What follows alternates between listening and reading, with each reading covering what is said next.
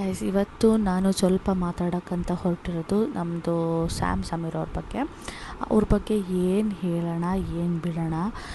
ನಮ್ಮ ಕಡೆ ಒಂದು ಮಾತು ಹೇಳ್ತಾರೆ, ಒಳ್ಳೆ ಗಳಿಗೆಲಿ ಹುಟ್ಟಿದ್ದಾನೆ ಅಂತ ಅಂತಾರಲ್ಲ, ಅದು ಮೇ ಬಿ ನಮ್ಮ ಕನ್ನಡದಲ್ಲಿ ಸ್ಯಾಮ್ ಸಮೀರ್ ಅವ್ರನ್ನ ನೋಡಿನೇ ಆ ಸೆಂಟೆನ್ಸ್ ಬಂತು ಅನಿಸುತ್ತೆ. ಅದರಲ್ಲೂ ನಮ್ಮ ಕನ್ನಡ ವ್ಲಾಗರ್ಸು ಇರೋದು ತುಂಬ ಕಡಿಮೆ. ಅಂಥದ್ರಲ್ಲಿ ಇವರು ಬೆಳೀತಾ ಇದ್ದಾರೆ. ಇವ್ರ ಬೆಳವಣಿಗೆಗೆ ಬ್ರೇಕೇ ಆಗ್ತಾಯಿಲ್ಲ, ಬ್ರೇಕ್ ಬೀಳ್ತಾನೂ ಇಲ್ಲ. ನನಗೆ ಒಂದೊಂದು ಸತಿ ಇವ್ರನ್ನ ನೋಡಿದ್ರೆ ಹಿಂದಿಯಲ್ಲಿ ಸೌರವ್ ಜೋಶಿ ಅಂತ ಒಬ್ಬ ವ್ಲಾಗರ್ ಇದ್ದಾನಲ್ಲ, ಮೋಸ್ಟ್ಲಿ ಒಂದಲ್ಲ ಒಂದಿನ ಅದೇ ಮಟ್ಟಕ್ಕೆ ಹೋಗಿ ನಿಂತ್ಕೊಂಡ್ಬಿಡ್ತಾರೆ ಸ್ಯಾಮ್ ಸಮೀರ್ ಅವರು. ಅವನು ಸೌರವ್ ಜೋಶಿ ಬಗ್ಗೆ ಮಾತಾಡೋಂಗೆ ಇಲ್ಲ ಬಿಡಿ. ತಿಂಗಳಿಗೆ 4 ಕೋಟಿ ಅವನಿಗೆ ಯೂಟ್ಯೂಬ್ ಸಂಪಾದನೆ ಆಗೋದು. ಮೇ ಬಿ ಇವರು ಒಂದಿನ ಅದೇ ಮಟ್ಟಕ್ಕೆ ಹೋಗಿ ನಿಂತ್ಕೊತಾರೆ, ಅದರಲ್ಲಿ ಡೌಟೇ ಇಲ್ಲ.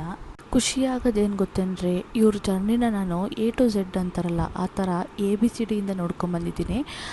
ಕೊರೋನಾ ಟೈಮಲ್ಲಿ ಪಾಪ ಇವರು ಪಡ್ತಿದ್ದಂಥ ಕಷ್ಟ, ಇವ್ರು ಮಾಡ್ತಿದ್ದಂಥ ಒಂದು ಕಂಟೆಂಟು, ಅದೊಂಥರ ಒಂದು ಅವ್ರನ್ನ ಅವರೇ ಒಂಥರ ಜೋಕರ್ ಥರ ಮಾಡಿಕೊಂಡು ಅವರು ಆ ಪಾಡು ಯೋಚನೆ ಮಾಡಿದ್ರೂ ಪಾಪ ಅನಿಸುತ್ತೆ. ಅಂಥ ಮಟ್ಟದಲ್ಲಿ ಅವರು ಇದ್ದಿದ್ದ ಮನೆಗಳು ನೋಡಬೇಕು, ಅವ್ರು ಹಾಕ್ತಿದ್ದಿದ್ದ ಬಟ್ಟೆಗಳು ನೋಡಬೇಕು. ಪಾಪ ಆ ಮಟ್ಟದಲ್ಲಿದ್ದವರು ಈ ಮಟ್ಟಕ್ಕೆ ಬೆಳೀತಾ ಇದ್ದಾರೆ ಅಂದರೆ ನಿಜವಾಗ್ಲೂ ಖುಷಿ ಪಡಬೇಕು. ಅಟ್ ದ ಸೇಮ್ ಟೈಮ್ ಒಂದು ಬೇಜಾರು ವಿಷಯ ಏನಂದರೆ, ಅದೇ ಕೊರೋನಾ ಟೈಮಲ್ಲಿ ಕುತ್ಕೊಂಡು ಡಿಗ್ರಿ ಪಾಸ್ ಮಾಡಬೇಕು, ಇಂಟರ್ನಲ್ಸ್ ಇದೆ, ಎಕ್ಸಾಮ್ಸ್ ಇದೆ ಅಂತ ಕುತ್ಕೊಂಡು ಓದೋರು ಈ ಮಟ್ಟಿಗೆ ಬಂದಿಲ್ಲ, ಬರೋಕ್ಕಾಗೋದು ಇಲ್ಲ ಅನ್ಕೋತೀನಿ. ಆದರೆ ಇವ್ರುಗಳು ಆರಾಮಾಗಿ ಇದ್ಕೊಂಡೇ ಈ ಥರ ಲೈಫ್ ಲೀಡ್ ಮಾಡ್ತಿದ್ದಾರಲ್ಲ ಅಂತ ಎಲ್ಲೋ ಒಂದು ಕಡೆ ಬೇಜಾರಾಗುತ್ತೆ. ಎಲ್ಲೋ ಒಂದು ಕಡೆ ಒಂದು ಮಾತು ಕೇಳಿದ್ದೆ, today the social media is ruling the world ಅಂತ. ಅದು ಅಂತೂ 100% ಸತ್ಯ.